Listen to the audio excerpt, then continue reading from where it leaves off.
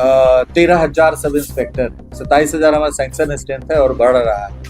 तो ये हजारों की संख्या में एक दो इस प्रकार के लालची लोग रहते हैं जो सोना पैसा देख करके वो लालच के वशीभूत हो जाते हैं और इस प्रकार की कार्रवाई करते हैं। तो उनके प्रति हम लोग किसी भी प्रकार की नरमी ही नहीं बल्कि उनको जेल भेजना, तो इमीडिएटली जेल जा रहे हैं, जैसे लालगंज वाले भी जेल जाएंगे। नमस्कार, आप देख रहे हैं भागलपुर न्यूज नेटवर्क। आपके साथ मैं हूं सना। बिहार पुलिस के इतिहास में आज एक सख्त और निर्णायक मोड़ देखने को मिला। पुलिस महानिदेशक विनय कुमार ने साफ शब्दों में ये संदेश दिया कि अब वर्दी की आड़ में गुंडागर्दी करने वालों के लिए बिहार पुलिस में कोई जगह नहीं है। डीजीपी ने दो टूक कहा कि अगर कोई पुलिसकर्मी अपराधियों की तरह व्यवहार करता है, आम जनता को डराता है या अपराधियों से साठगांठ रखता है, तो ऐसे लोगों को 15 दिनों की भीतर सेवा से बर्खास्त कर दिया जाएगा।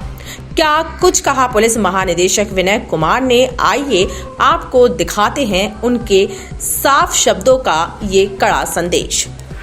आपका कहना सही है, जैसे जीआरपी गया में जेल गए थानाध्यक्ष, लालगंज में भी एफआईआर दर्ज हुआ है, जेल जाएंगे, आज जाए कल जाए, उनके पीछे टीम लगी हुई है, सीआईडी की भी टीम गई है लालगंज में और वहाँ पे पूरा केस के बारे में डिटेल एडवाइजरी दी है और शीघ्र ही गिरफ्तार हो।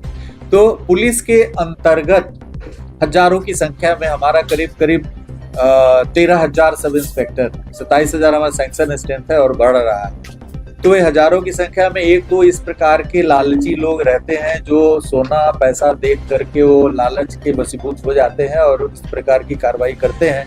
तो उनके प्रति हम लोग किसी भी प्रकार की नरमी ही नहीं बल्कि उनको जेल भेजना, तो इमीडिएटली जेल जा रहे हैं, जैसे लालगंज वाले भी जेल जाएंगे।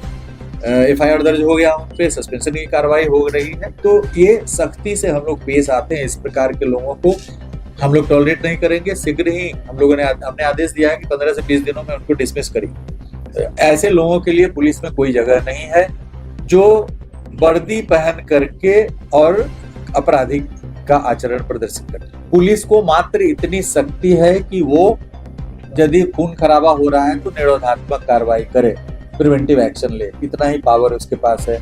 पुलिस के पास कोई रिकॉर्ड्स नहीं है लैंड का कि किसकी जमीन कहाँ है क्या है, बट 50 से 60% अपराध, चाहे वो दंगा हो, हत्या हो जाता है। इसलिए हम वहाँ पर अपराध नियंत्रण, जैसे आप कहेंगे सर हत्या बढ़ रहा है, तो हत्या घटाने के लिए हमको उसमें घुसना पड़ेगा, हमें वहाँ पर हस्तक्षेप करना पड़ेगा। तो हस्तक्षेप हम इस मायने में करें, जो थाने में बैठक हो रही, करीब 540 अंचल है पूरे राज्य में, थाना हमारा 1400 है।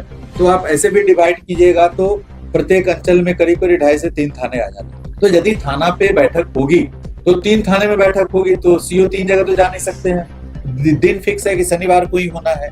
तो एक तो ये कारण है कि अंचल की संख्या 3 गुना कम है, थाने की संख्या 3 गुना अधिक है, इसलिए अंचल अधिकारी सभी थानों पे नहीं जा सकते हैं। इसका फायदा उठा करके अंचल अधिकारी स्वयं न जा करके अपने अधीनस्थों को भेज देते, कभी कभी अमीन को भेज देते जो कोई निर्णय नहीं ले सकता, कभी कभी राजस्व कर्मचारी को भेज देते। तो इस प्रथा को समाप्त करने के लिए मैंने इस व्यवस्था को और प्रभावकारी बनाने के लिए यह निर्णय, उच्च स्तरीय निर्णय हुआ। चीफ सेक्रेटरी साहब की अध्यक्षता में बैठक हुआ कि ये शनिवारी बैठक अंचल में हो और अंचल में सभी थाने जाएंगे, सभी थाना प्रभारी स्वयं उपस्थित रहेंगे और थाना प्रभारी दूसरे को नहीं भेज सकते। अंचल चाहे तो अपनी पूरे कर्मचारी को बुला सकता है, अमीन को बुला सकता है, रेवेन्यू इंस्पेक्टर को बुला सकता है, तो वो अपने सभी पूरे के पूरे पदाधिकारियों को शनिवार को अंचल में रख सकता है। और थाना भी, वहाँ तीनों थाना, 2 थाना जो भी है, एक थाना है, वहाँ पे चले जाएंगे।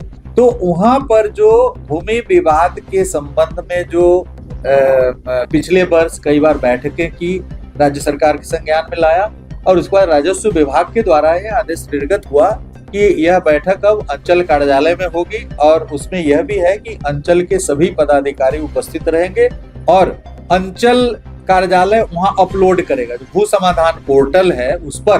तो अंचल जब अपलोड करेगा भू समाधान पोर्टल पे कि उन्होंने क्या निर्णय लिया, क्या देखा, तो वो ऑर्डर भी जो उस पर अपलोड होगा वो लीगल तरीके से सही होगा। तो इन सभी चीजों को दृष्टिगत रखते हुए जमीन विवाद के संबंध में जो कार्रवाई करनी है उसका स्थल थाना से अंचल में गया।